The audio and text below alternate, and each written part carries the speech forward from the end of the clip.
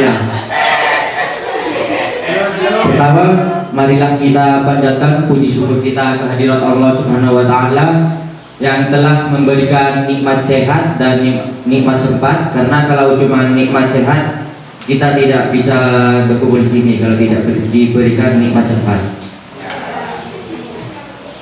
Kedua, sholawat serta salam tetap tercurah limpahkan kepada junjungan kita Nabi besar Muhammad Shallallahu Alaihi Wasallam yang telah membawa kita dari alam kegelapan menuju alam terang benderang. Shallu ala Nabi Muhammad. Semoga berkat sholawat kita diakui oleh Nabi Muhammad Shallallahu Alaihi Wasallam. Langsung saja, perkenalkan, nama saya Muhammad Amullah, Prodi Pendidikan Bahasa dan Sastra Indonesia. Asli saya Gili Genting, Polo.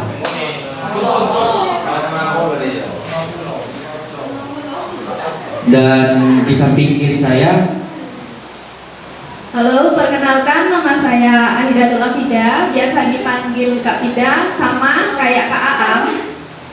Prodi saya PBSI, Pendidikan Bahasa dan Sastra Indonesia, semester 5. Dan saya orang pinggir Papas. Ada yang orang pinggir Papas? Gak ada ya? Oke, selanjutnya. Mbak Vivi ini orang Kirpapas, kalian ngerti ya Pak?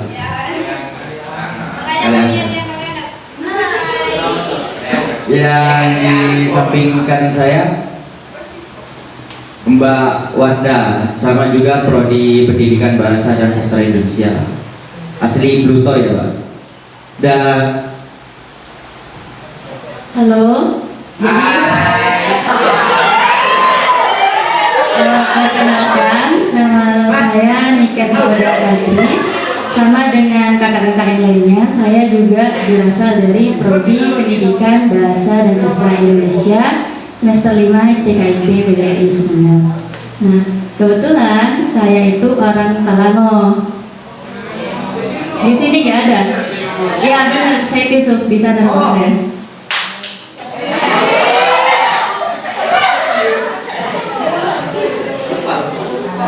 jika ingin lebih kenal lebih dalam kepada kita, bisa nanti chat di bawah sini atau subscribe. Jangan lupa pencet di link sini ya. Langsung saja, rekan-rekan sekalian, bahasa Indonesia digunakan sebagai komunikasi sehari-hari. Tapi tak sekedar jadi alat komunikasi, bahasa Indonesia juga merupakan alat pemersatu bangsa. Pasalnya seperti yang kita tahu, Indonesia merupakan bangsa yang beragam suku, budaya, dan bangsa. Sehingga tanpa bahasa Indonesia, bangsa kita mungkin akan sulit berkomunikasi dan bersatu. Seperti itu kan. Oleh karena itu, bahasa Indonesia begitu berarti bagi negara. Di keseharian, bahasa Indonesia menjadi bahasa resmi yang dipakai dalam berbagai situasi resmi. Jadi mungkin lebih lanjutnya akan disampaikan oleh pemateri kita yang cantik-cantik ini. Mungkin semangat sepertinya ini. Jadi enggak ngantuk ya? Mungkin langsung saja agar tidak berlarut-larut. Mungkin saya akan pasrahkan ke pemateri pertama, Mbak Niken. Selamat pagi semuanya. Sudah kenalkan ya? Jadi di sini saya akan menjelaskan mengenai sejarah bahasa Indonesia. Untuk mengetahui sejarah bahasa Indonesia, tentunya kita harus memulai dari asal muasal bahasa Indonesia itu sendiri. Mungkin kalian di sini ada yang tahu bahasa Indonesia itu asalnya itu dari bahasa apa? Nah, benar. bahasa Melayu. Jadi ya teman-teman, bahasa Indonesia itu berasal dari bahasa Melayu. Dikarenakan bahasa Melayu itu sudah dipergunakan sejak zaman dahulu, bahkan sejak zaman kerajaan. Nah, hal itu dapat terlihat dengan adanya prasasti-prasasti yang telah ditemukan, seperti prasasti kedukan Bukit Berangka, yaitu pada Bukit Berangka tahun 683 Masehi yang ditemukan di Palembang, Talang Tua Berangka tahun 684 Masehi yang ditemukan di Palembang, dan juga Kota Kapur Berangka tahun 686 Masehi di Bangka Barat. Selanjutnya ada Karangbrahi Berangka tahun 686 Masehi di Jambi.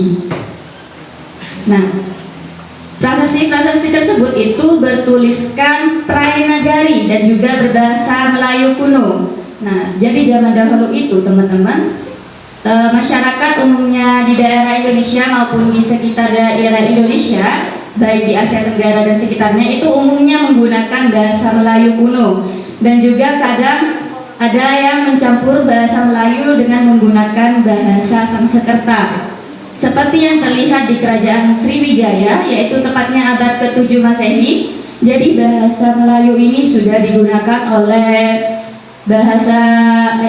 jadi bahasa Indonesia ini sudah, mohon maaf ya saya grogi. Jadi bahasa Melayu kuno ini sudah digunakan oleh Kerajaan Sriwijaya, tepatnya abad ke-7 Masehi, sebagai bahasa kenegaraan dari Kerajaan Sriwijaya. Nah, bukti yang memperkuat tentang dugaan tersebut itu tentunya ditemukan dalam prasasti-prasasti peninggalan Kerajaan Sriwijaya. Yang pertama yaitu prasasti yang sudah ditulis di sini tadi ya teman-teman. Nah, jadi zaman dahulu Sriwijaya sebagai penguasa perdagangan, khususnya penguasa perdagangan di Kepulauan Nusantara, yang membuat para pedagang-pedagang yang berasal dari luar Sriwijaya itu, jika ingin berdagang di daerah Kerajaan Sriwijaya, mau tidak mau mereka harus bisa berbahasa Melayu. Dikarenakan seperti yang sudah saya sebutkan tadi, bahasa Melayu itu digunakan oleh Kerajaan Sriwijaya sebagai bahasa kenegaraannya. Maka mau tidak mau mereka harus bisa menggunakan bahasa Melayu. Meskipun otomatis yang berasal dari luar Kerajaan Sriwijaya itu tidak pasti berbahasa Melayu. Nah, dari itu dilahirkannya varian lokal dan juga temporal dari bahasa Melayu yang secara umum dinamakan bahasa Melayu pasar oleh para peneliti. Selanjutnya di Kesultanan Malaka, tepatnya pada abad ke-15, itu berkembang bentuk yang juga dianggap sebagai bentuk resmi dari bahasa Melayu. Nah, kenapa disebut bentuk resmi? Karena itu digunakan oleh Kesultanan Malaka. Nah, bahasa Melayu resmi ini nantinya akan dinamakan sebagai bahasa Melayu tinggi. Akan tetapi bahasa Melayu tinggi ini yang digunakan di Kesultanan Malaka itu hanya pengguna terbatas, yaitu hanya di kalangan keluarga kerajaan di sekitar Sumatera, Jawa, dan juga Semenanjung Malaya. Nah, jadi Kesultanan Malaka ini merupakan tempat bertemunya para nelayan dari seluruh negeri, sehingga para nelayan tersebut itu berkumpul di suatu tempat dan juga mendirikan tempat tinggal mereka di sana. Nah, bahasa yang digunakan oleh para nelayan tersebut itu berasal dari bahasa sekitaran tempat tinggal mereka.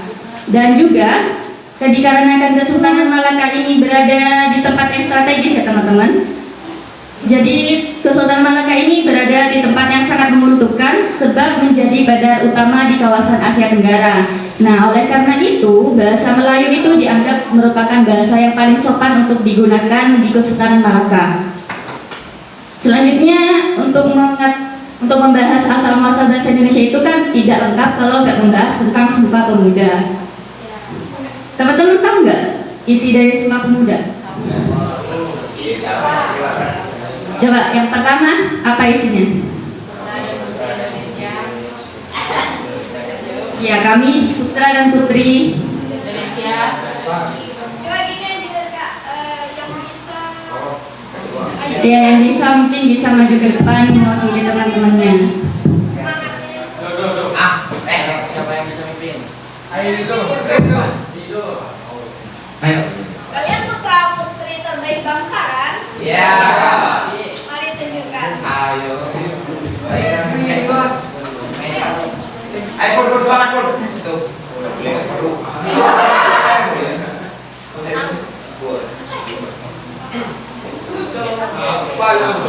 Boleh tahu dulu namanya siapa? Perkenalkan, nama saya Rizky dari Pulau Guaguaras.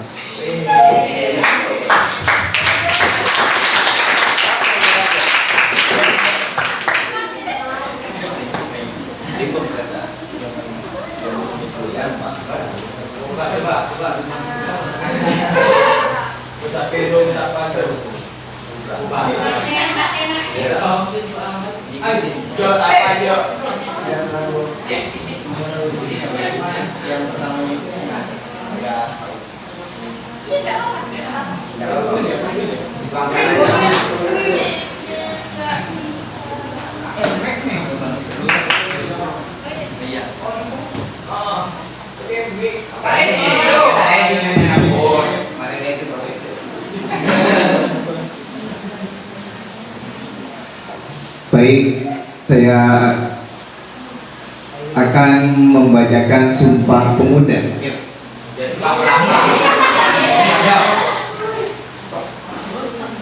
Saya tidak begitu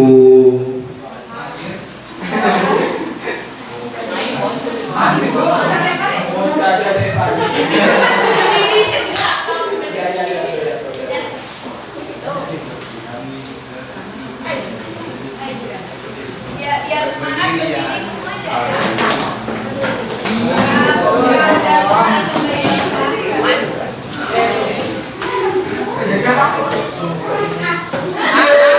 terbaik bangsa.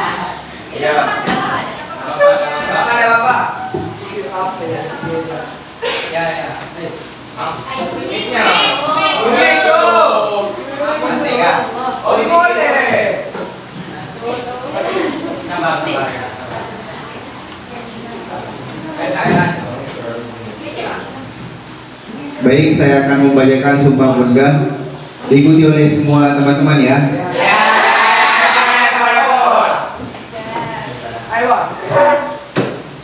Kami putra dan putri Indonesia.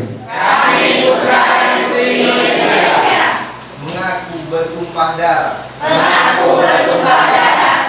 Yang satu tanah air Indonesia.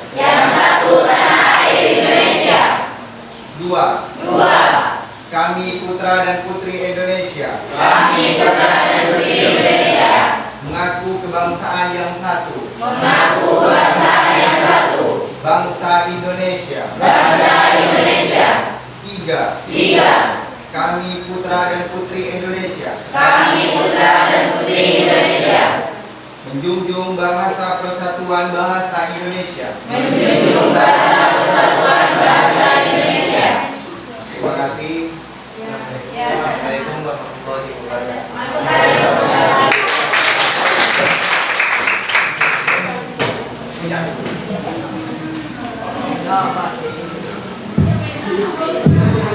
Terima kasih buat masnya yang maju ke depan. Seperti yang terkandung dalam sila ketiga Sumpah Pemuda yang berisi kami putra dan putri Indonesia menjunjung bahasa persatuan bahasa Indonesia. Nah, disinilah tercetusnya bahasa Indonesia, yaitu tanggal 28 Oktober tahun 1928, tepatnya pada Kongres kedua di Jakarta. Pada kongres ini, Insinyur Soekarno itu memilih ataupun mencetuskan bahasa Indonesia untuk digunakan sebagai bahasa resmi negara Indonesia pasca kemerdekaan ataupun setelah kemerdekaan negara Indonesia. Nah, seperti yang kita ketahui, Insinyur Soekarno kan berasal dari Jawa ya. Nah, alasan Insinyur Soekarno tidak memilih bahasa Jawa, bahasa yang dia pakai sendiri, dan juga bahasa Jawa yang merupakan bahasa mayoritas pada saat itu, dikarenakan beliau lebih memilih bahasa Indonesia yang diserap dari bahasa Melayu Riau. Nah, untuk itu beliau juga mempertimbangkan beberapa hal, seperti yang pertama, jika misalnya saat itu kita memilih bahasa Jawa untuk dijadikan bahasa persatuan negara Republik Indonesia, maka otomatis kita sebagai suku-suku maupun masyarakat yang berada di Pulau Jawa akan merasa iri dan terasingkan dikarenakan mayoritas masyarakat yang berbahasa Jawa. Benar? Sehingga kan akan muncul rasa iri antar suku kan. Kenapa suku kita kok tidak dipakai sebagai bahasa negara? Kenapa cuma suku Jawa? Akan terbesit pikiran seperti itu. Yang kedua, seperti yang kita ketahui, bahasa Jawa itu merupakan bahasa yang sukar maupun bahasa yang sulit dikarenakan memiliki tingkatan bahasa. Sama halnya seperti kita, orang Madura kan memiliki tingkatan bahasa seperti Engkinten kan. Sama halnya juga di Jawa. Jadi di Jawa itu ada tingkatan bahasa sama tidak juga, yaitu bahasa halus, bahasa biasa, dan bahasa kasar. Nah, penggunaan tingkatan bahasa ini juga disesuaikan terhadap orang yang akan menjadi menjadi lawan bicara kita, misalnya berdasarkan usia, berdasarkan jabatan maupun berdasarkan derajat. Oleh karena itu dikhawatirkan jika bahasa Jawa yang dipilih dan jika kita sebagai masyarakat yang bukan penutur asli Jawa saat akan berbicara dengan orang yang fasih berbahasa Jawa akan terjadi kesalahan sehingga akan menimbulkan konotasi negatif terhadap masyarakat yang kurang tahu tentang bahasa Jawa. Selanjutnya yang terakhir yaitu bahasa Melayu Riau yang dipilih dan bukan bahasa Melayu Pontianak atau bahasa Banjarmasin dan lain sebagainya. Itu karena mempertimbangkan yang pertama, suku Melayu itu berasal dari Riau. Dan juga di saat Kesultanan Malaka itu kalah oleh Portugis, rajanya itu lari ke Riau. Yang kedua, dikarenakan bahasa Melayu itu sebagai bahasa lingual franca atau bahasa penghubung yang sudah digunakan sejak zaman dahulu. Nah, dan juga bahasa Melayu Riau yang menjadi cikal bakal bahasa Indonesia ini tentunya merupakan bahasa yang paling sedikit terkena pengaruh bahasa lain, misalnya bahasa Tionghoa Hokkien, bahasa Teochew, dan bahasa Ke maupun bahasa-bahasa lainnya.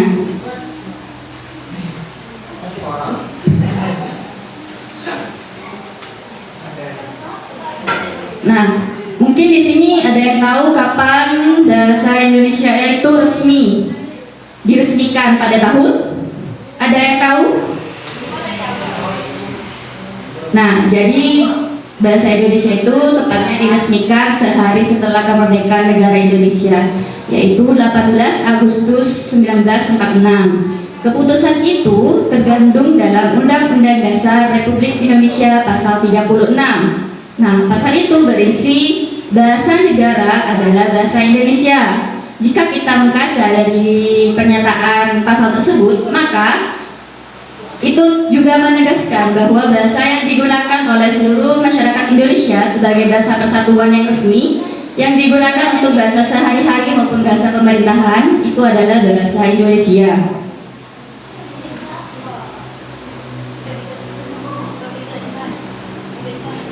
Nah, selanjutnya saya akan menjelaskan mengenai perkembangan ejaan bahasa Indonesia sampai saat ini. Jadi di sini ada ejaan Van Ophuijsen tahun 1901 sampai dengan 1947. Jadi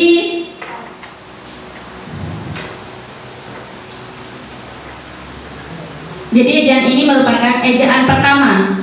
Jadi ejaan Van Ophuijsen ini ejaan pertama yang dimiliki oleh bangsa Indonesia. Nah, ejaan ini dirumuskan ataupun dibuat oleh orang Belanda yang bernama Charles van Ophusen dengan dibantu oleh Tengku Nawawi yang bergelar Sultan Makmur dan juga Taib Sultan Ibrahim. Jadi penamaan ejaan Van Ophusen ini diambil dari pencetusnya sendiri yaitu Charles van Ophusen. Nah, seperti yang terlihat contoh dari ejaan Van Ophusen ini, jika huruf I dengan titik 2 di atas, ini kan iya, I tapi titiknya bukan 1, 2, namanya ini titik dwi. Dwi titik, ini namanya dwi titik. Nah, dwi titik ini dengan dwi titik ini digunakan untuk membedakan antara huruf I sebagai akhiran dan sebagai ganti huruf Y jika berada di tengah kata. Misal ini, jika sekarang saat kita menulis kata mulai menggunakan I yang titik 1, maka saat ejaan Van Ophusen ini kita menulis kata mulai menggunakan I dwi titik. Sama halnya dengan ramai, kita menggunakan I dwi titik pada saat ejaan Van Ophusen. Seperti kata Surabaya yang harusnya Y, kita menggunakan I dwi titik. Sampai sini mengerti?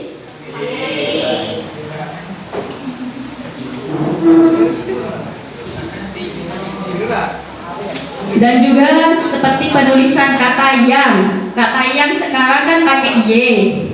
Nah, di saat ejaan ini penulisannya itu bukan YANG tapi pakai J. Huruf Y itu diganti dengan J. Berarti jang. Apa nih coba? Berarti pakai JANG, tidak menggunakan Y.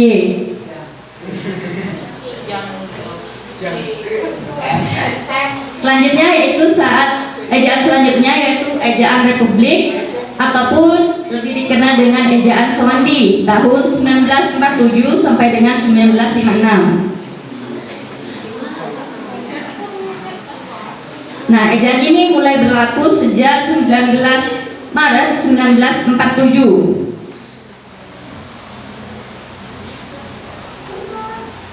Nah, kenapa dinamakan ejaan Sewandi? Karena sama seperti ejaan Van Ophusen, pencetusnya namanya Sewandi. Jadi kalau yang penasaran Sewandi itu siapa? Sewandi ini dulu Menteri Pendidikan yang juga mengesahkan ejaan Republik ini. Nah, di sini kan tertulis huruf OE atau OE diganti dengan U pada kata-kata guru, itu, umur, dan lain sebagainya. Kalau di sini dulu itu tulisan guru goero, tahu kan? Nah, di sini sudah menjadi guru menggunakan huruf U. Dan di sini juga seperti kata sekarang kan kanak, strip kanak kan penulisannya. Pada saat ejaan Republik itu boleh ditulis kanak tambah 2. Gini. Jadi pengulangan katanya itu dilambangkan oleh angka. Kalau jalan ada 2-nya jadi benar. Selanjutnya setelah ejaan Sewandi itu ada ejaan pembaruan, yaitu pada tahun 1956 sampai dengan 1961. Jadi sistem ini itu dirancang dan diketuai oleh Prijono dan Eka Topo pada 1957. Ini merupakan hasil Kongres Bahasa Indonesia kedua yang dilaksanakan di Medan. Akan tetapi perlu digarisbawahi bahwa ejaan pembaruan ini tidak jadi digunakan ataupun tidak pernah digunakan. Alasannya dikarenakan waktu itu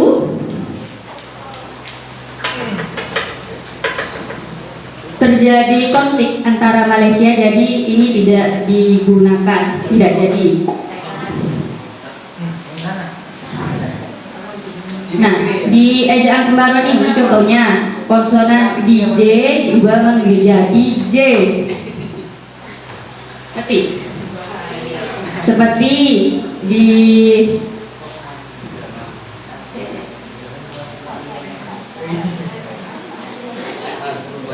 Jawa kan, Jawa pakai D. Kalau di saat ini sudah menjadi J.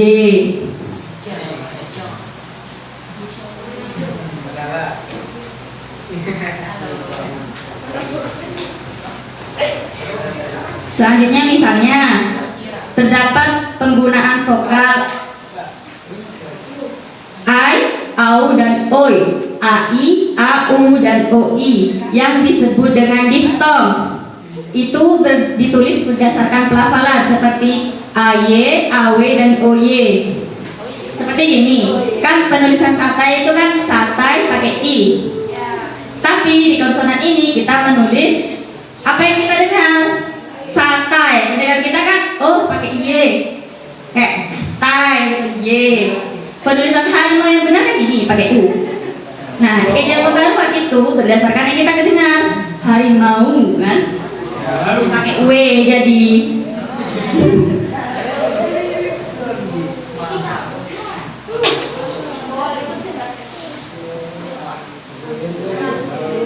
Selanjutnya yaitu ejaan Melindo pada tahun 1961 sampai dengan 1967. Jadi Melindo ini kepanjangannya dari Melayu Indonesia yang merupakan suatu hasil perumusan ejaan Melayu dan Indonesia pada tahun 1959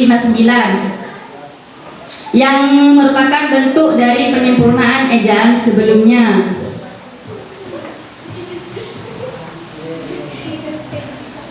Nah, di dalam ejaan Melindo ini dirumuskan untuk berusaha untuk menyederhanakan bentuk ejaan menggunakan sistem fonemis. Contoh, saat sebelum ejaan Melindo ada, penulisan cinta itu pakai TJ. Jadi TJINTA. Nah, di ejaan Melindo ini TJ itu diganti dengan C dalam penulisan cinta. Sampai sini mengerti?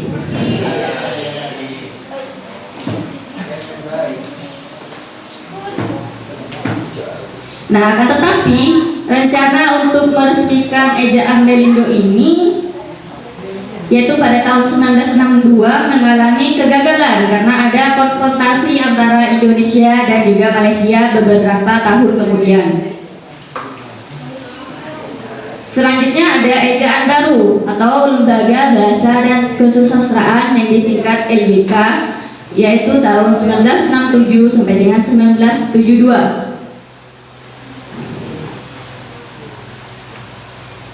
Nah, ejaan ini merupakan kelanjutan dari ejaan sebelumnya yaitu ejaan Melindo, dan anggota pelaksananya itu sama seperti ejaan Melindo, yaitu selain dari panitia EBK juga beranggotakan panitia dari Malaysia. Nih, ini kan tadi DJ berubah menjadi J. Ini adalah bentuk penyempurnaan dari ejaan sebelumnya. Misalnya ejaan lama itu remaja pakai DJ. Di ejaan LBK DJ dihapus dan diganti J. Jadi remaja. Sama halnya dengan kata di jalan. Jalan. Jalan, ejaan jalan saat sebelum ejaan LBK ada itu ditulis DJ ALAN, yang setelah ada ejaan LBK itu berubah menjadi jalan. Contoh lagi kayak TJ, dulu saat akan menulis kata cakap, cakap awalannya apa sekarang? Nah, dulu sebelum berubah menjadi J itu kan tulisannya TJ, TJAKAP. Nah, di ejaan LBK ini TJ berubah menjadi C. Misal lagi CH itu diubah menjadi KH seperti ikhlas. Sekarang ikhlas kan menggunakan KH. Nah, sebelum itu pakai CH yaitu ikhlas kan, ICHLAS. Nah, di ejaan ini juga dimasukkan huruf seperti F, V, dan Z. Juga dimasukkan ke dalam sistem ejaan bahasa Indonesia. Selanjutnya ada ejaan bahasa Indonesia yang disempurnakan atau EYD, yaitu pada tahun 1972 sampai dengan 2015.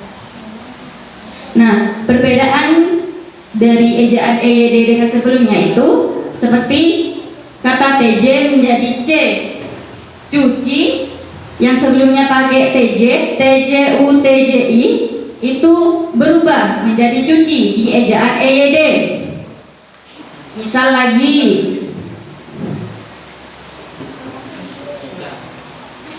NJ, NJ itu di EYD berubah menjadi NY. Seperti nyamuk. Dulu nyamuk tulisannya itu NJ, MA, MUK. Sekarang itu nyamuk pakai NY. Contoh lagi di EYD, kata bentuk tepat seperti di rumah, di sawah, itu D-nya dipisah. Jadi tulis di spasi sawah untuk menunjukkan tempat. Untuk orang, sumpamanya maksudnya bukan orang, kata kerja, sumpamanya dibeli, itu D-nya itu digabung. Kalau tempat itu dipisah. Kalau di sawah, di spasi sawah. Kalau dibeli, D-nya itu langsung disambung dengan kata belinya.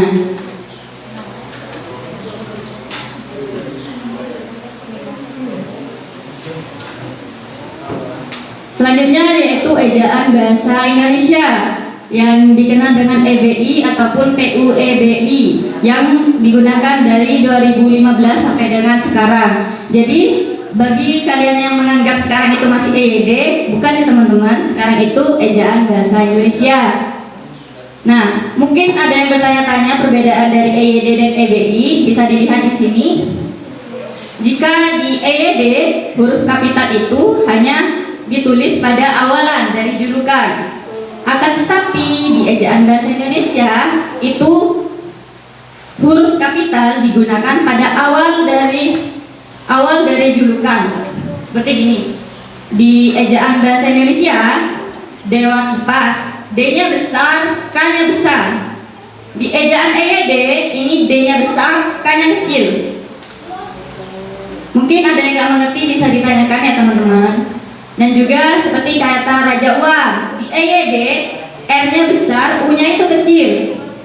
Akan tetapi di ejaan bahasa Indonesia itu R dan U-nya besar karena digunakan pada awal dan juga julukan.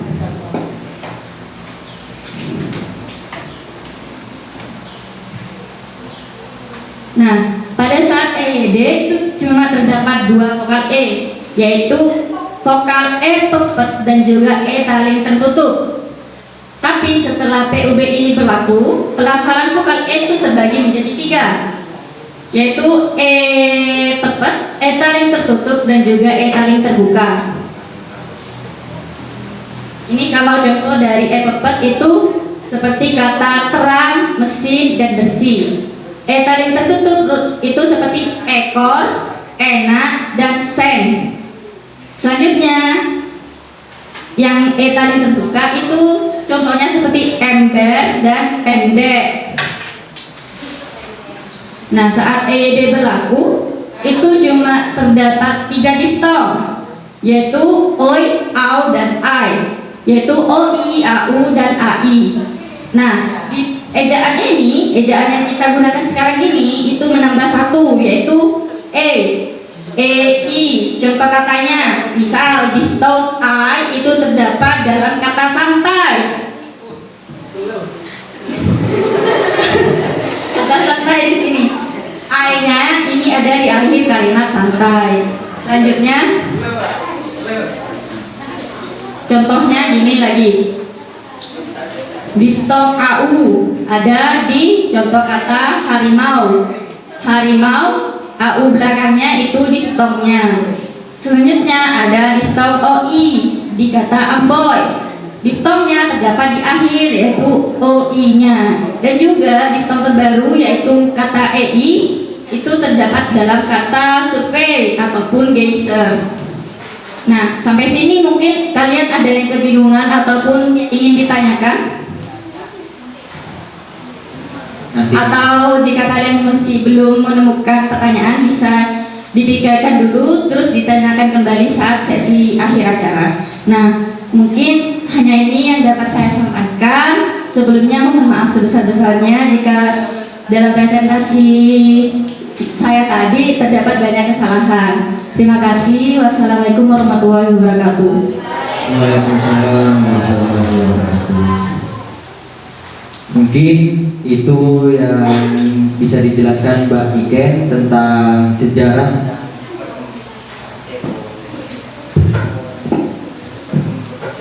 dan perkembangan bangsa Indonesia. Sudah mengerti sejarah dan perkembangannya? Sepertinya ngantuk ini. Mungkin bisa lanjut ke pemateri selanjutnya. Nah, sekarang kita beralih ke pemateri selanjutnya yaitu Mbak Wardah. Mungkin bisa langsung Mbak.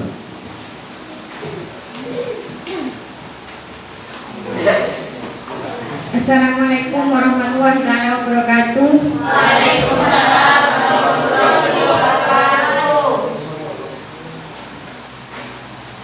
Di sini saya akan menyampaikan kegunaan bahasa Indonesia. Yang pertama, bahasa resmi kenegaraan. Maksud dari bahasa Indonesia sebagai bahasa resmi kenegaraan adalah bahwa bahasa Indonesia di dalam dipakai di dalam kegiatan-kegiatan resmi kenegaraan seperti upacara, peristiwa, dan kegiatan kenegaraan baik dalam bentuk lisan maupun dalam bentuk tulisan. Salah satu kegiatan tersebut adalah penulisan dokumen dan putusan-putusan serta surat-surat yang dikeluarkan oleh pemerintah dan badan-badan kenegaraan lainnya seperti pidato-pidato kenegaraan.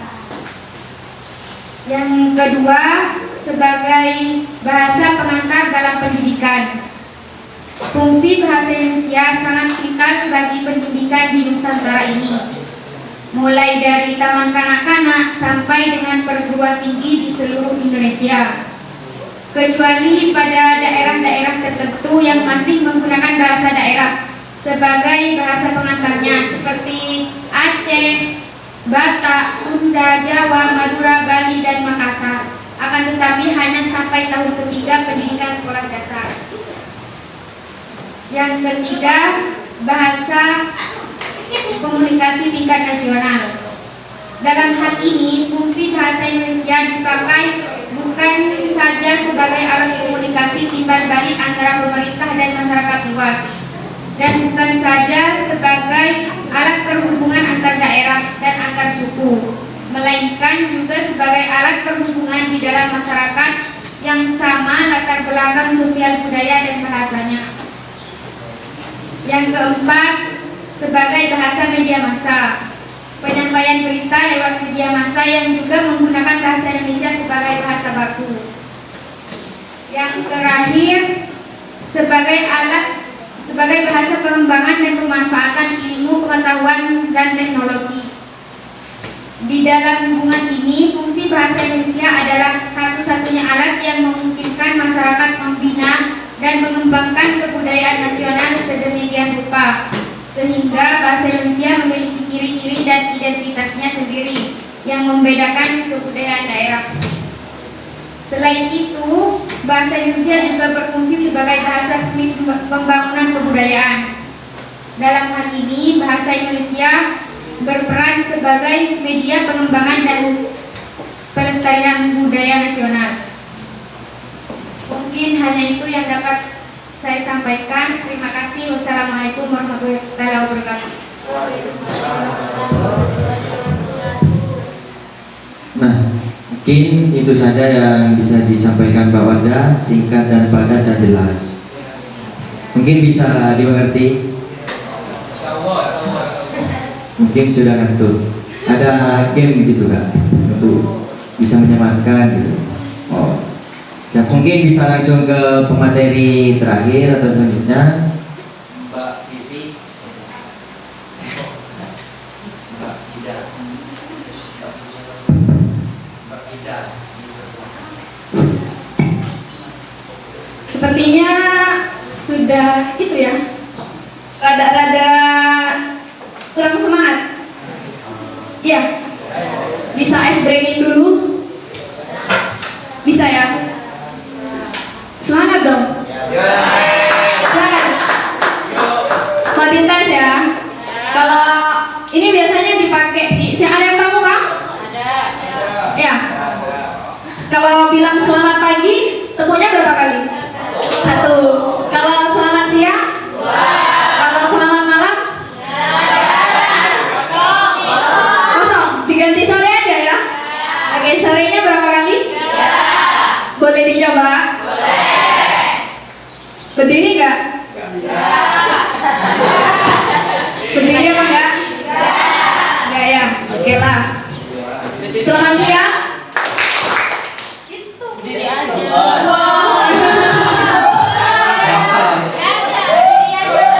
Kenapa? Berdiri aja. Oh ya. Emang lebih semangat kalau berdiri ya? Boleh berdiri? Boleh ya.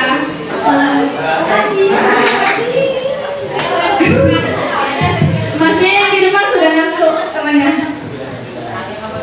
Oke, udah siap? Selamat sore, siang, pagi, siang, sore, malam. Katanya nggak ada. Sekali lagi ya. Yang fokus. Selamat malam. Selamat pagi. Siang. Sore. Siang. Sore. Malam. Terima kasih, tepuk tangan untuk kalian semua. Oke. Ini tadi saya sempat ngobrol bersama Ibu Ida ya. Ibu Ida nitip sesuatu ke kita. Kalau berbicara teman-teman, kalau berbicara tentang eksistensi bahasa Indonesia di era globalisasi, kalian paham nggak kata-kata eksistensi ini apa? Enggak ya. Eksistensi itu berbicara tentang keberadaan. Nah, kita sadari bersama bahwa pemuda saat ini, kita dan kalian seringkali menggunakan bahasa-bahasa gaul. Iya apa enggak? Iya. Lebih enak gitu ya? Iya. Lu mau kemana gitu ya? Nah, kalau pakai bahasa Indonesia agak ke jaksel-jakselan. Ada yang tahu istilah jaksel? Tahu. Ya kan? Yang dicampur ala Inggris gimana gitu? Kita kadang merasa bangga aja ya menggunakan bahasa yang dicampur adukan gitu. Nah, kalau kita di sini mungkin ya, which is gue lagi di mana gitu, cerita sama teman-temannya sosokan gitu, bukan sosokan ya, karena itu sudah dianggap lumrah oleh pemuda-pemuda kita. Lebih bangga menggunakan bahasa-bahasa yang sebenarnya ada loh, bahasa Indonesia yang bisa kita gunakan. Keren, misal tapi kenapa kita lebih suka menggunakan bahasa-bahasa yang seperti itu? Rasa keren, biar gaul, tanpa kita tahu. Nah, tapi sekarang kalian itu ada kesempatan untuk mempelajari arti dari bahasa itu sendiri. Otomatis kalian kayak merasa jujur dari depan, dari mulai penyampaiannya Mbak Niken sama Mbak Wadanya, kalian ada nggak terbesit bahasa Indonesia seunik itu? Bahasa Indonesia memang seperti itu kah? Ada tidak di benak kalian seperti itu? Saya harap ada ya, karena saya juga ketika berbicara tentang eksistensi bahasa Indonesia di era globalisasi, saya tidak mempunyai hak atau mempunyai peran yang sangat mendalam untuk tidak memperbolehkan kalian menggunakan bahasa-bahasa itu. Tapi setidaknya kalian bisa menggunakan itu di situasi dan kondisi yang benar. Artinya kalian bisa berhasil berbicara bahasa Indonesia yang baik dan benar. Ada yang pernah dengar nggak? Menggunakan bahasa Indonesia yang baik dan benar. Ada yang pernah dengar? Bahasa yang baik itu seperti apa? Dan Hah? Bahasa yang benar itu seperti apa? Kan seperti itu kan? Nah, ada yang pernah kepikiran nggak? Sering Kak saya dengar kita harus menggunakan bahasa Indonesia yang baik dan benar. Tentu kan kita bertanya-tanya bahasa Indonesia yang baik itu seperti apa dan bahasa yang benar itu seperti apa, iya kan? Ada yang pernah kepikiran nggak sebelumnya? Pernah ya? Siapa? Sekarang. Ya, kita kembali ke sana ya, kembali ke sana dulu. Baik dan benar. Baik itu dilihat dari beberapa aspek. Artinya apa? Kalau benar itu mesti sesuai dengan kaidah. Kaidah yang tadi PU apa? EYD, PUB itu benar karena sesuai dengan kaidah. Tapi kalau baik itu dilihat dari beberapa aspek. Yang pertama itu dilihat dari aspek situasi. Aspek situasi itu seperti apa sih Kak? Kita keadaan kita. Ada yang tahu keadaan itu biasanya tergolong dari apa? Tergolong menjadi berapa bagian? Gak tahu ya? Bukan sih. Situasi. Ada yang pernah dengar situasi resmi atau formal dan situasi non resmi atau tidak formal? Pernah ya? Nah, itu bisa seperti itu. Tadi Bu Ida itu nitip ke kita, Mbak minta tolong kasih ingatkan kembali teman-teman. Saya sering mendapat pesan, Bu, saya izin ke kamu. Oh, aku kamu. Bu, saya izin ke kamu boleh? Semisal. Ini benar atau tidak? Salah. Dilihat dari keadaannya. Nah, sebenarnya ada lagi yang kedua, yaitu aspek mitra. Nah, kita bisa saja ke teman kita itu menggunakan aku kamu, dan kata-kata ibu ini kayak ada panggilan khusus nih ke saya. Ya, semisal kamu tuh kalian ini punya teman yang akrabnya udah luar biasa. Jadi namanya itu diganti Bu, kan seperti itu. Iya, ada ya. Kalau sekarang Bunda bisa Bun. Ada ya? Gak gitu Bun, gitu.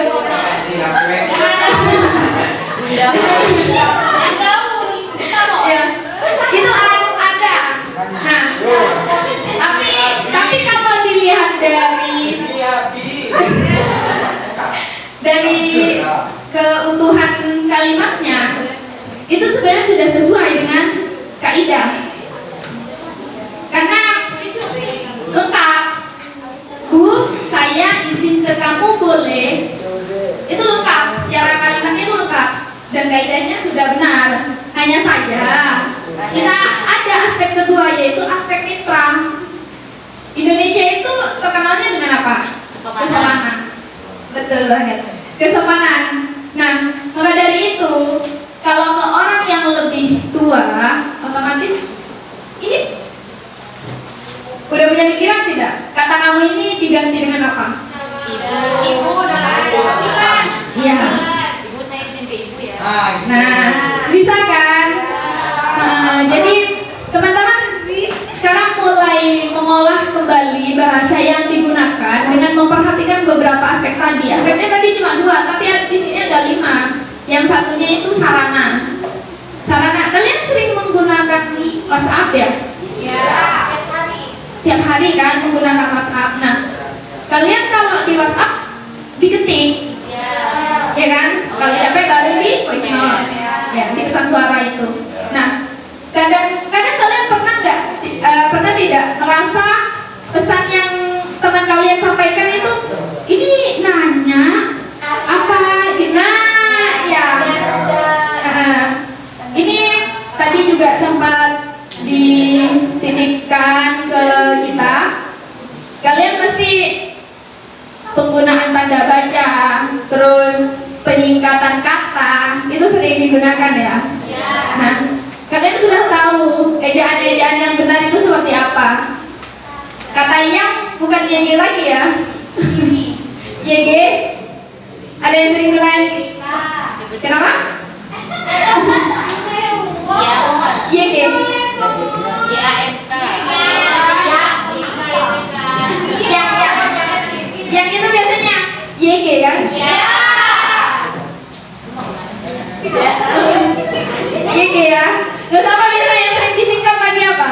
DN. DN dengan BGN ya. BGN. Nah, itu sebenarnya sudah lumrah di kita ya, sudah mengakar hebat. Tapi ada tidak keinginan untuk kalian sedikit mengubah kebiasaan itu? Mengubah apa merubah? Merubah.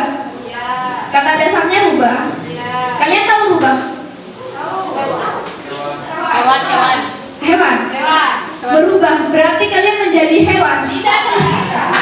Ya.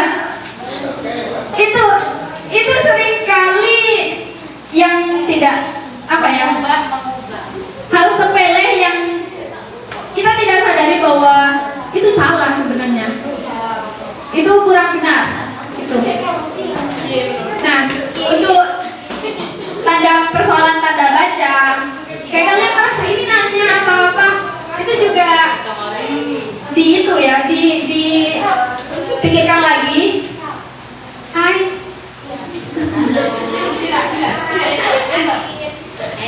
Ya nggak apa-apa kalau kalian menyadarkan teman-temannya, tuh dengerin, itu yang benar, nggak apa-apa.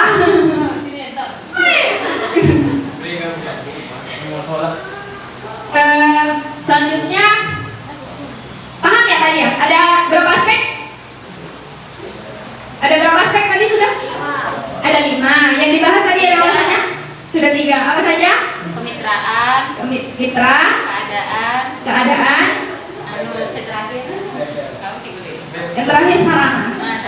Sarana itu media yang digunakan ya. Jadi kalau semisal kalian ketik itu tanda bacanya juga diperhatikan karena kalian sudah tahu ejaan yang benar seperti apa dan penggunaannya seperti apa. Tulisannya juga yang disingkat-singkat bisa dikurangi ya. Bisa dikurangi. Biar itu sebenarnya suatu kebiasaan yang bisa dibilang sedikit susah untuk diubah. Cuma kalau semisal kalian ada kesempatan sekarang sadar, masa iya tidak mau mengubah diri? Ya kan? Siapa tahu di sini ada jurusan bahasa ya? Ada ya. Siapa tahu kalian nanti tertarik masuk ke prodi kita, prodi bahasa dan sastra Indonesia. Kalian akan bersenang-senang di kebahasaan dan dunia sastra. Dan yang keempat itu lokasi. Lokasi itu, misal kita ada di Sumeneb, ada beberapa ini apa ya, rada gimana gitu ya. Tapi kalian sudah dewasa. Kalau di beberapa daerah itu ada kata-kata yang artinya itu, semisal artinya jorok. Oh iya. Ya. Tapi di daerah lain itu tidak seperti itu. Kalian menggunakan bahasa yang jorok di daerah lain ini, apa iya tidak ada alternatif lain? Paham nggak? Jadi kalian jangan tetap mempertahankan kata yang jorok tadi pengertiannya. Kalian paham di sini itu artinya baik, tapi kalian juga tahu kalau semisal di Leteng ada kata kamu itu artinya bukan kamu yang sebenarnya ya, apa ya? Kayak Kata sengkah Ah, nah, benar. Kalian sengka di bahasa Sumenep itu sengka itu bagus. Bagus. Kalau di Pekasan itu males. Jadi kalian jangan memaksakan menggunakan kata sengka itu, biar teman-teman tidak salah kaprah atau salah arti, ya kan? Ada alternatif lain nggak selain kata sengka itu? Kan seperti itu. Bisa, tak nyaman, tak nyaman sementara ya. Iya. Ya pakai istilah yang lain, pakai kata yang lain, ya. Nah selanjutnya itu yang terakhir, pokok bahasa. Jadi kenapa ini ditempatkan di terakhir? Karena dilihat dari 4 aspek sebelumnya, ini yang paling final. Yang paling final adalah kita kembali lagi menarik itu menjadi bahasa yang baik dan benar secara utuh. Seperti tadi, kalau semisal baik itu bisa dilihat dari situasi dan keadaan itu kan situasi dan mitra yang saling berkaitan, hubungannya itu dilihat kita bisa melihat itu bahasanya sudah baik atau tidak. Nah, kalau yang benar itu kan dari lokasi dan sarananya. Nah, ini secara utuhnya gimana? Ada di pokok bahasan. Pokok bahasan ini mesti sesuai dengan kaidah yang berlaku. Jadi setelah aspek 1, 2, 3, dan 4 sudah terpenuhi, maka nanti aspek kelima ini akan sudah semakin terpenuhi lagi, semakin utuh. Paham? Ada berapa aspek? Apa saja? Kemitraan. Ya. Keadaan. Sarana. Lokasi. Terakhir belum. Pokok bahasa. Oh iya, pokok bahasa. Ya. Kalian ada yang sering jadi itu pembawa acara? Sering.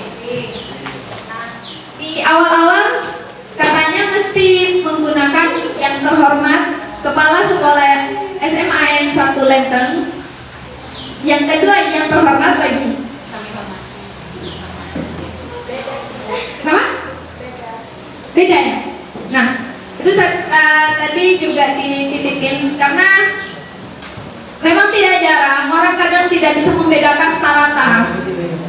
Jadi kalau semisal yang di atas itu yang terhormat, itu ditaruh di orang yang mempunyai jabatan paling tertinggi. Tertingginya di sini kepala sekolah. Berarti yang terhormat itu kepala sekolah SMA yang 1 Lenteng, dan yang kami hormati Dewan Guru, seluruh staf Dewan Guru, dan yang lainnya juga yang kami hormati.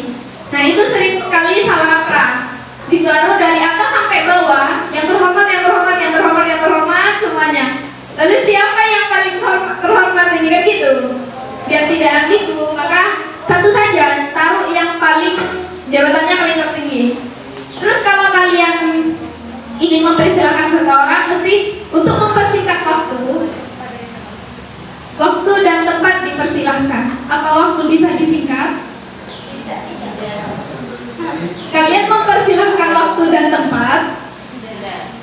Sering kan ya menggunakan itu ya? Itu mempersingkat waktu. Mari kita langsung saja memasuki acara, seperti itu ya. Kepada yang terhormat, bla bla bla bla. Waktu dan tempat kami persilahkan. Sering ya? Sering. Yang sekarang pikir, ada nggak alternatif yang lain selain mempersingkat waktu itu? Pernah dengar kata efisien tidak? Untuk mengefisiensi waktu. Nah, kata efisien itu adalah tepat. Maksudnya waktunya itu tidak terbuang sia-sia seperti itu. Maka di efisiensi waktu itu digunakan secara tepat. Makanya ada kata untuk mengefisiensi waktu kita bla bla bla. Dan untuk tadi waktu dan tempat dipersilahkan itu langsung saja kepadanya disilahkan, atau kepada Bapak Sepa disilahkan, langsung saja. Jadi tidak perlu embel-embel waktu dan tempat. Paham? Ngantuk ya? Halo.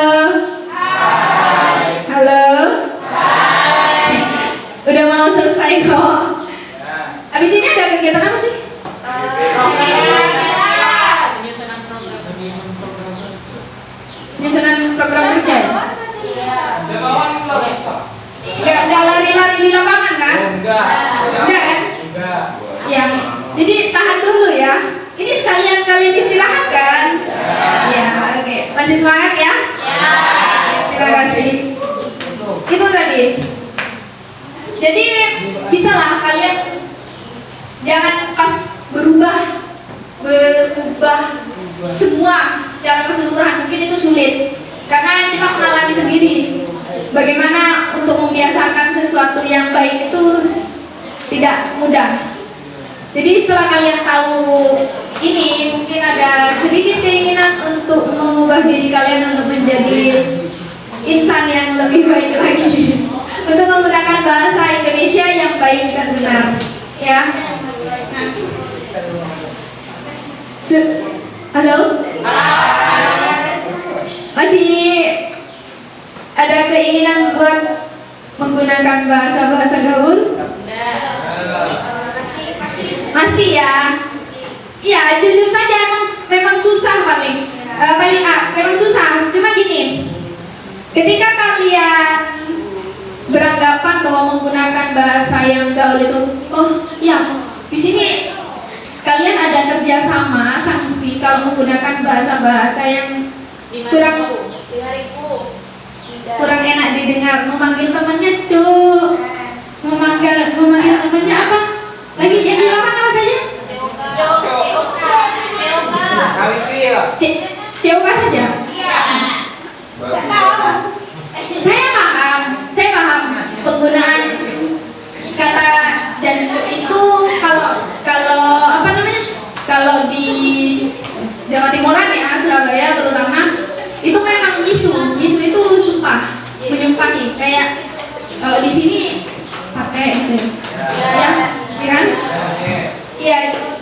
Kalau semisal seakrab apapun kalian, tapi lihat lokasinya itu di mana, gitu kan? Ya kan? Kita di sekolah, cuk, duduk cuk. Lewat. Itu gurunya serasa dipanggil loh oleh kalian, kan gitu. Jadi walaupun kalian akrab banget sama teman-temannya, kalian sudah ngerasa ini best friend gue, kalau kata teman-teman sekarang bestie ya. Bestie kan? Ini bestie gue loh, dia udah paham gitu. Iya kan? Sering gitu kalian kan, ngerasa benar dengan apa yang udah kalian biasa ucapkan seperti itu. Makanya saya juga mengapresiasi kepada kalian yang benar-benar bukan takut karena didenda ya, tapi bukan takut sih, tapi lebih ke pelajarannya. Gimana kita membiasakan sesuatu yang baik, ya nggak? Tadi ada yang didenda siapa tadi? Ketua OSISnya ya? Ketua OSISnya membiasakan hal-hal yang seperti itu, nanti anggotanya ditiru anggotanya. Cuek ya? Ketua OSISnya cuek? Kulbet. Kalau bahasanya anak sekarang kulbet ya? Kalau di Indonesia kan apa itu sih? Hah? Dingin banget gitu ya. Ya. Jadi jangan takut ke dendanya ya. Jangan takut kalian nanti bayar 5.000 gitu. Nggak, tapi lebih ke gimana kalian itu terbiasa untuk tadi menggunakan bahasa Indonesia yang baik dan benar.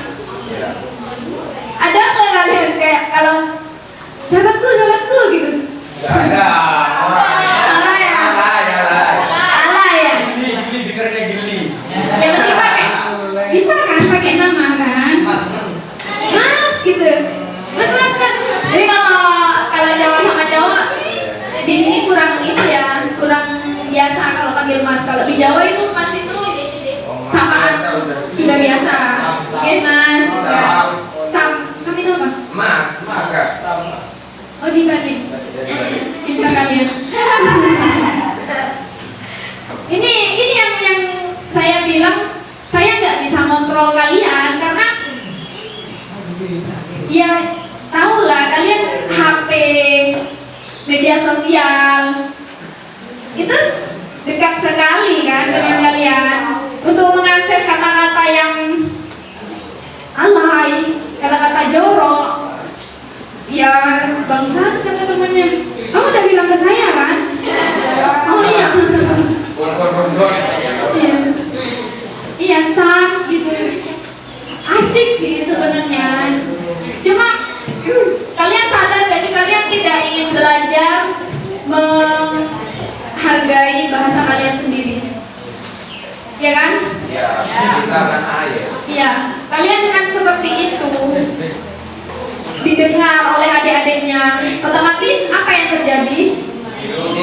Ditiru. Ya, mungkin kalau di kakak ya, kakak itu di sekolah kakak, di kuliahnya kakak itu dibentuk sebagai guru. Katanya kalau ke kakak sih guru itu emang bukan katanya lagi, digugu dan ditiru. Jadi segala apa yang dilakukan guru itu mesti sama siswanya ditiru seperti itu. Jadi kalian cobalah mulai membiasakan hal-hal yang sepele tapi itu berdampak besar. Yang entah itu untuk kalian sendiri dan untuk generasi selanjutnya. Ya. Sudah ya? Itu yang eksistensi. Nah, selanjutnya sebenarnya kalau kalian pegang Android, kalian sudah bisa mengakses internet, itu suatu pencapaian yang luar biasa. Kenapa kakak bilang seperti itu? Karena kalian tidak usah jauh-jauh ke warnet mengantri. Ada yang tahu warnet nggak di sini? Apa? Ya, komputer banyak. Warung internet ya. Nah, kalau dulu kakak masih ya ada lah zaman kecil itu ke warnet nungguin teman-teman selesai main baru kakak giliran main. Nah kalau sekarang kan enggak kan? Kalian satu-satu itu sudah pegang gawai. Gawai apa? HP ya. Kalian biasa pakai gadget ya. Tapi di bahasa Indonesia ada loh bahasa padanan katanya. Padanan kata itu kalau di bahasa Inggris itu biasanya ada yang tahu oke? Oke itu bahasa Inggris. Percaya kalian? Artinya apa? Iya. Masa iya? Bukan yes ya? Yes. Hah? Baik? Ya, baiklah, benar. Benar. Itu. Ini yang kakak bilang, kalian bisa dibilang salah kaprah. Sering kali salah kaprah. Ada beberapa kata yang kalian percaya benar, tapi ternyata ya karena sudah terbiasa, ya itu yang digunakan seperti itu. Jadi di badan pembinaan bahasa, bukan apa BNPB, bukan. Ini Balai Pembinaan Bahasa. Dari Kemendikbud sendiri ada KBBI. Ada yang tahu KBBI itu singkatan dari apa? Kamus Besar Bahasa Indonesia. Isinya apa aja sih? Iya, maksudnya apa sih? Apa yang ada di dalam KBBI itu apa? Kosakata baku. Gimana? Kalian di KBBI bisa mengakses kata itu baku atau tidak? Ya kan? Tahu baku tidak? Baku itu apa?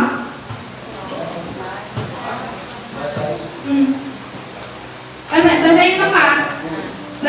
Kalau tidak baku itu yang kurang tepat. Ya kan?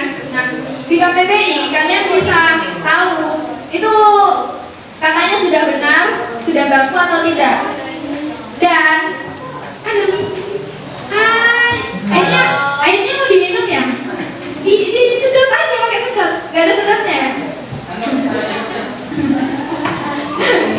Enggak, kakak tahu kok, kakak juga pernah ada di posisi kalian. Jadi sebenarnya tidak mau memaksakan juga untuk untuk kalian menyimak. Cuma hanya saja kakak mikir gini, kalau kakak ada ilmu ditransfer ke kalian, kalian paling nggak tahu 1% saja dari ilmu yang ditransfer kakak, itu luar biasanya minta ampun.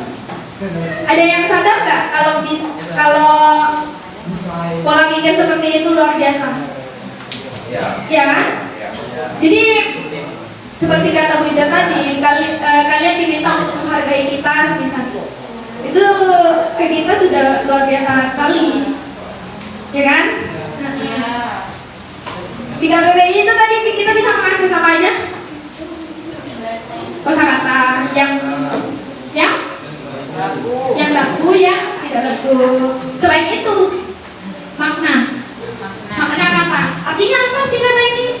Kalian nyari gawai. Gawai adalah alat elektronik bla bla bla. Ini kan? Kalian tidak akan salah kaprah lagi kalau semisal ada kesempatan membuka si KBBI ini. Nah, menurut data KBBI itu sekarang nambah 1.244 kata baru. Kalian jarang kan buka kamus, tapi kalau kamus bahasa Inggris Indonesia itu sudah ada itunya kan, kalian mesti beli. Kalau ada kata yang tidak tahu, kalian buka. Tapi kalau di bahasa Indonesia, kalian pernah nggak sih kayak gitu? Enggak kan?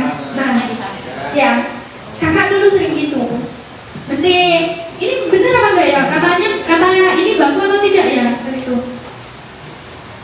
Akhirnya apa? Nyari di web yang benar itu apa? Nah, tapi sekarang sudah ini kita bisa download. Bisa download itu kalau padanan katanya di Indonesia ada yang tahu?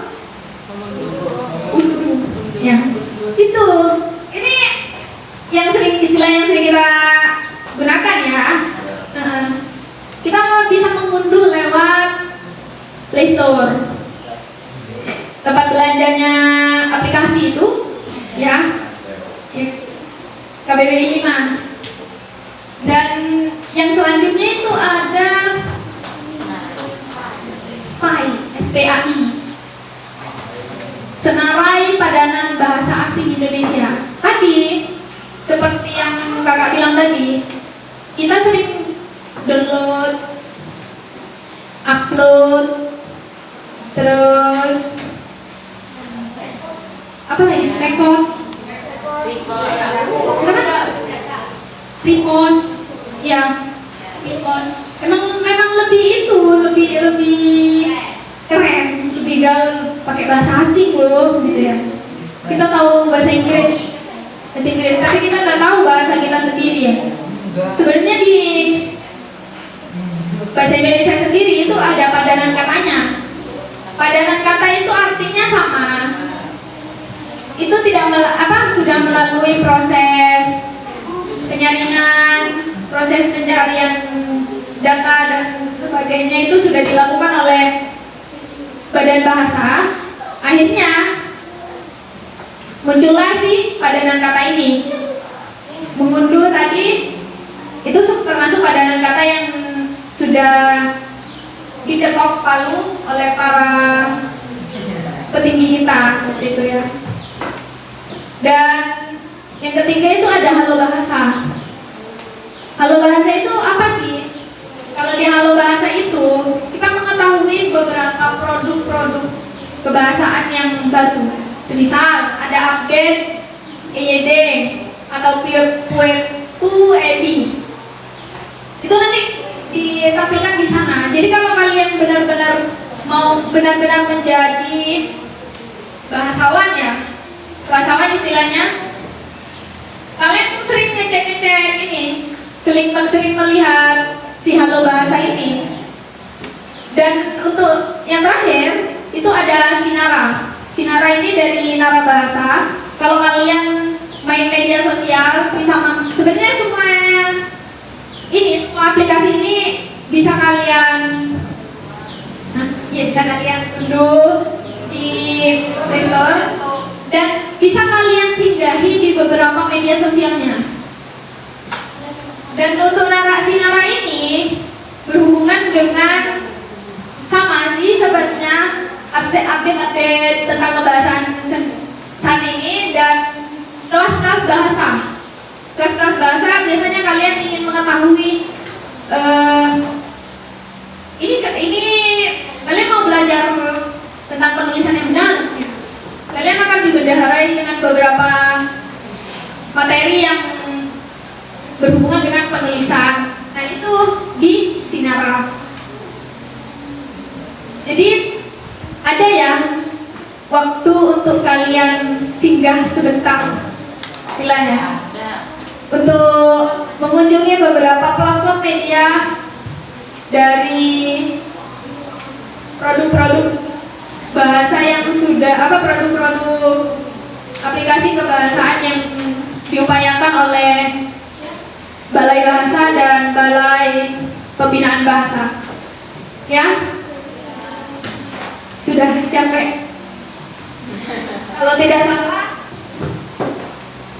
ya kalian capek. Sudah hampir 1 jam kita. Luar biasa. Tepuk tangan untuk kalian semua.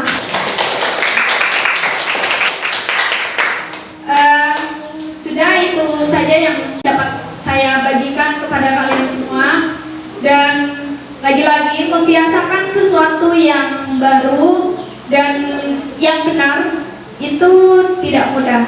Tapi setidaknya dari pengetahuan yang sudah kalian dapat pada kesempatan kali ini, ada 1% kemungkinan untuk kalian mengubah kebiasaan buruk itu.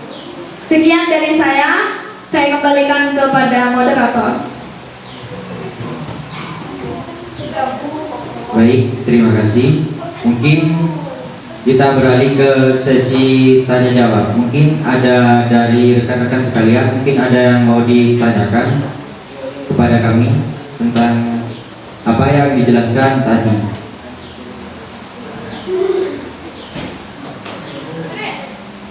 Mungkin ada yang mau bertanya?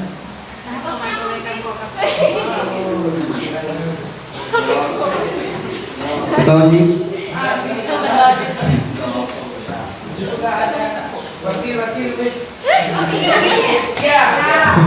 Jauh-jauh dari tanah rantau, sekarang ingin jadi ketua OSIS. Alhamdulillah ya. Kamu dari mana, Mas? Dari Tenggara? Ada yang nanya? Ada yang mau ditanyakan? Mungkin ada yang mau ditanyakan? Gak ada. Oh ya, ini kelas berapa aja? Coba.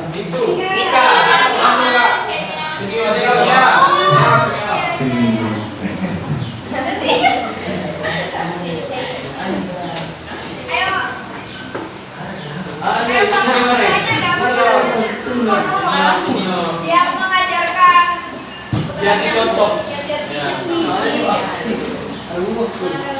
ada ya?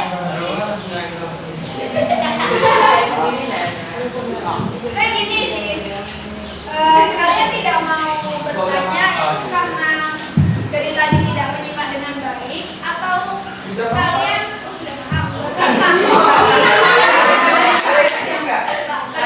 padahal saya lihat loh tadi itu rada antum saya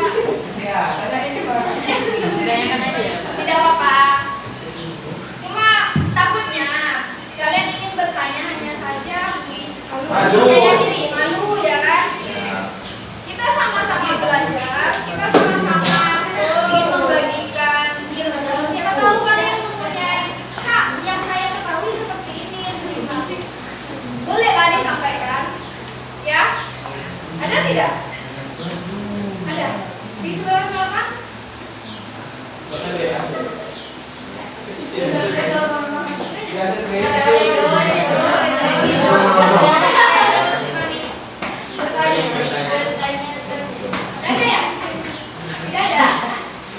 Mungkin ada yang mau bertanya dari putra ataupun putri?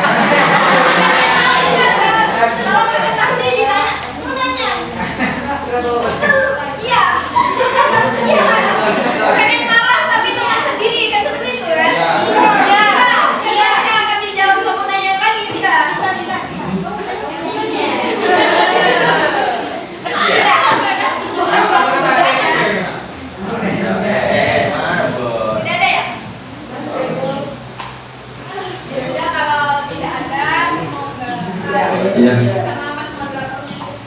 tidak ada. Mungkin saya cek semangat saja ya. Semangat pagi.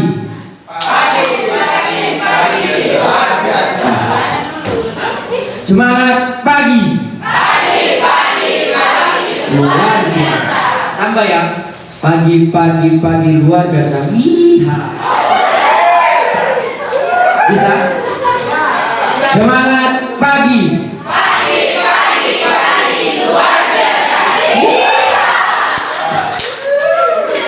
Tepuk tangan gitu. Walaupun hari ini sudah menjelang siang, semangat kita harus tetap pagi. Betul?